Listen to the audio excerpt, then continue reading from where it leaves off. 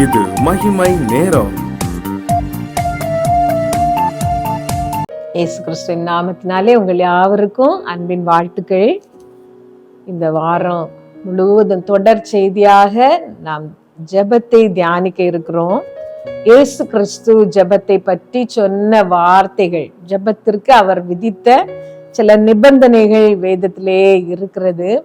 அவைகளை பற்றி நாம் தியானிக்க போகிறோம். அதுக்கு ஆதாரமாக இன்றைக்கு நான் எடுத்துக்கொண்ட வேத வசனம் மத்தேயு 6ஆம் அதிகாரம் 5-6 வசனங்கள்.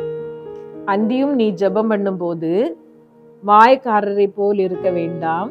மனுஷர் காணும்படியாக அவர்கள் ஜெப ஆலயங்களிலும் வீடுகளின் சந்திகளிலும் நின்று ஜெபம் பண்ண விரும்புகிறார்கள்.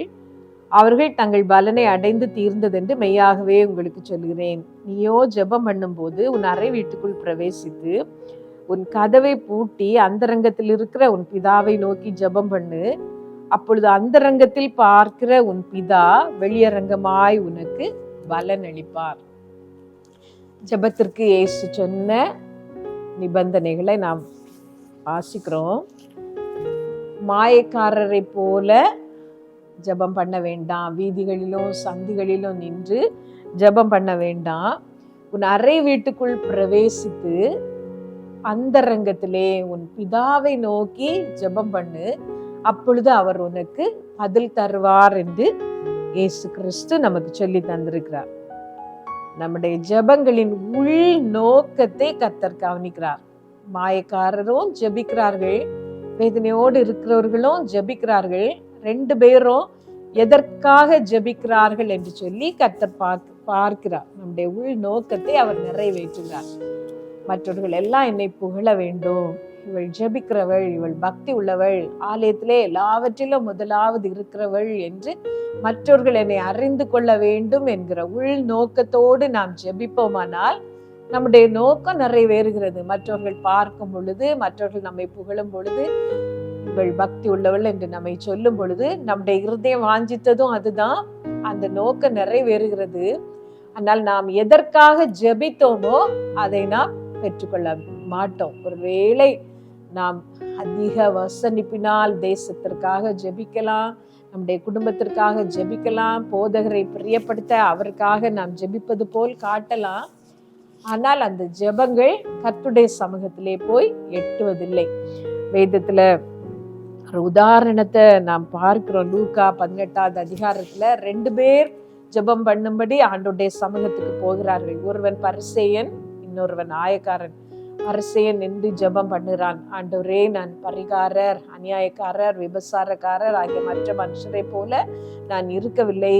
நான் ரொம்ப பக்தியா இருக்கிறேன், வாரத்தில் 2 தரம் உபவாசிக்கிறேன், என் சம்பாத்தியத்தில் எல்லாம் தசம பாகம் கொடுக்கிறேன் என்று சொல்லி தன்னுடைய ஆவிக்குரிய காரியங்களை வரிசைப்படுத்துகிறார். கர்த்தரோடு தனக்கு இருக்கிற காரியங்களை அவர் வரிசைப்படுத்துகிறார். அதே சமயத்திலே தூரத்திலே ஒரு ஆயக்காரன் நின்று, ஆண்டவரே, உம்முடைய சமூகத்துக்கு நான் வர தகுதி இல்லாதவன் என்று தன் மார்பிலே அடித்து கொண்டு, நீர் பாவியாக என் மேல் கிருபையாயிரும். ஒரே ஒரு வாக்கியம்தான். ஆண்டவர் சொல்லுகிறார், அவன் அல்ல, இவனே நீதிமானாக்கப்பட்டவனாய் தன்னுடைய வீட்டிற்கு திரும்பி போனான் என்று சொல்லி 2 பேரும் ஜெபிக்கிறார்கள். ஆனால் 2 பேருடைய உள் நோக்கமும் வேறு வேறு.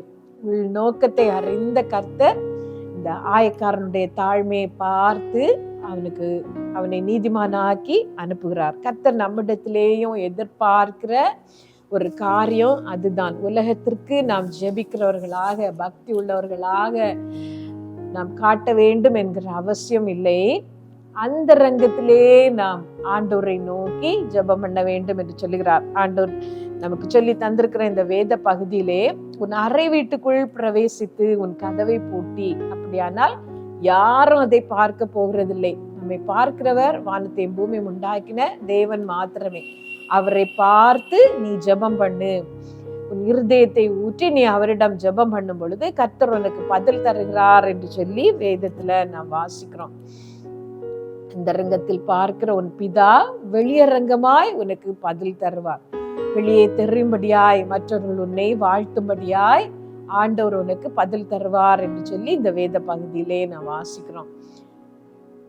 ஆண்டுடைய சமூகத்தை நாடுகிற நீங்கள், கர்த்தரிடத்திலிருந்து பதிலை எதிர்பார்க்கிற நீங்கள் தனிமையாக அவரோடு உறவாடுவதை நீங்கள் தெரிந்து கொள்ள வேண்டும்.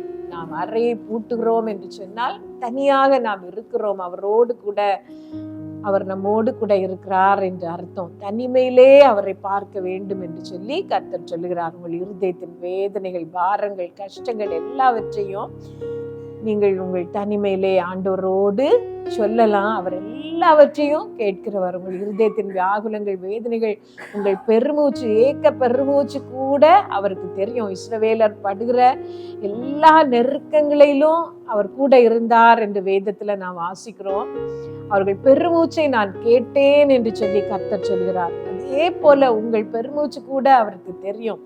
வார்த்தைகளினால் விவரிக்க முடியாத உங்க இருதயத்தின் வேதனைகளை கர்த்தர் அறிகிறார். ஆகவே மற்றவரிடம் சொல்ல முடியாத பாடுகள் உங்களுக்கு, ஒருவேளை உங்கள் பிள்ளைகளினால் நீங்கள் பாடுபடலாம். பிள்ளைகளின் குணங்கள், பிள்ளைகள் இப்பொழுது நடக்கிற விதங்களை வெளி உலகத்துக்கு சொன்னால், மற்றவரிடம் ஜெபிக்க சொன்னால் கூட அது பிள்ளைகளின் எதிர்காலத்திற்கு பாதகமாய் இருக்குமே என்று சொல்லி நீங்கள் கலங்கி கொண்டிருக்கலாம்.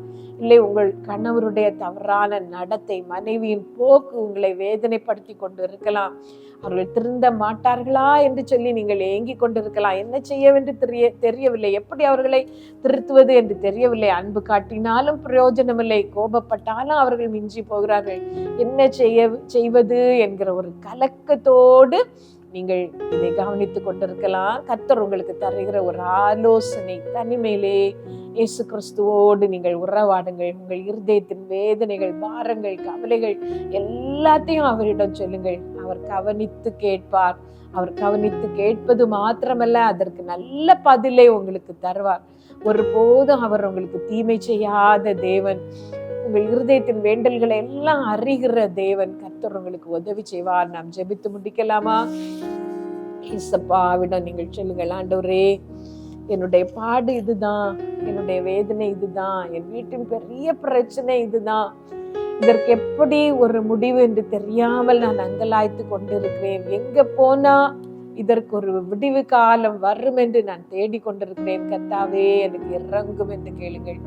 ஆண்டவரே, தனிமையிலே நான் ஜெபிக்க வேண்டும், உம்மோடு உள்ள என்னுடைய உறவு பலப்பட வேண்டும் என்று நீர் விரும்புகிறீரானால் என்னை நான் ஒப்பு கொடுக்கிறேன். ஆண்டவரே, யாரும் இல்லாத தனிமையிலே என்னுடைய இருதயத்தின் அந்தரங்க வேதனைகளை எல்லாம் உம்மோடு பகிர்ந்து கொள்ள எனக்கு உதவி செய்யும்.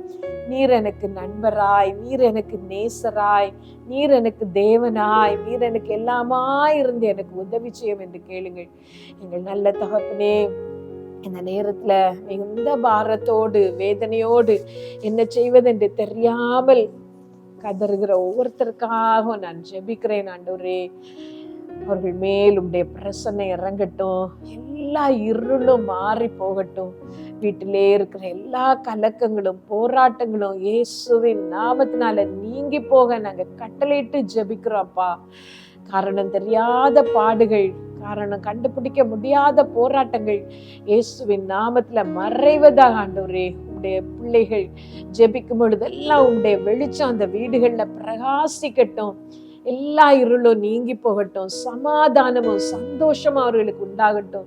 பிள்ளைகளினால் மகிழ்ச்சி உண்டாகட்டும். கஷ்டப்பட்டு என்னுடைய பிள்ளைகளை நான் வளர்த்தேனே, பிள்ளைகளால் ஒரு மகிழ்ச்சி அடைய முடியாதபடிக்கு இந்த போராட்டம் இவ்வளவு பெரிதா இருக்கிறதே என்று கதறுகிற ஒவ்வொரு தாய்க்கும் நீர் உதவி செய்யும்பா. ஒவ்வொரு தகப்பனுக்கும் நீர் இறங்கும் ஆண்டவரே. அதே போல மனைவியின் நடத்தை, கணவரின் போக்கு பிடிக்காததினால் அதை சகிக்க கூடாதபடி பாடுபட்டு கொண்டிருக்கிற ஒவ்வொருத்தருக்கும் நீர் இப்பொழுது உதவி செய்யும். அன்பனும் ஆவினால் அவர்களை கட்டும் ஆண்டவரே.